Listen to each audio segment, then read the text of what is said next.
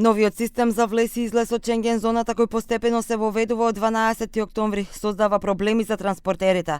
Тој може да влијае и на туристичките агенции, на сезонските работници, особено ако престојат подолго од дозволените 90 дена.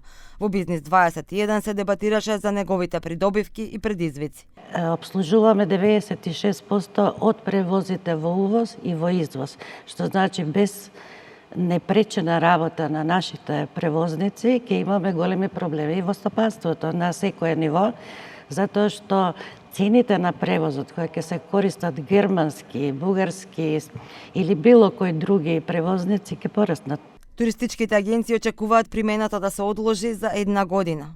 Ако не се направи од сега да почне да се имплементира, негде до мај месец, барем 60-70% да се имплементира, тогаш во сезоната ќе имаме сериозни проблеми.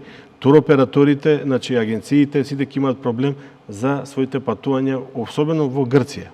Рачунете милион луѓе, како ќе ги ти евидентираш на граничен премин. Од агенциите за посредување при работа во странство велат новиот систем нема да биде проблем за оние кои се легални, туку за оние кои работат на црно, но побарувачката за работна сила паѓа. Оние кои сакаат да го злоупотребат слободниот влез во Европска унија и да пристигуваат повеќе од 90 дена веднаш ќе бидат банирани, односно ќе бидат регистрирани и ќе биде забранет на тамошен влез во одреден период. Страшно намалена побарувачката, поготово во државите кои се традиционално интересни за вработување на македонците. Германија скоро и да нема работни понуди во моментов.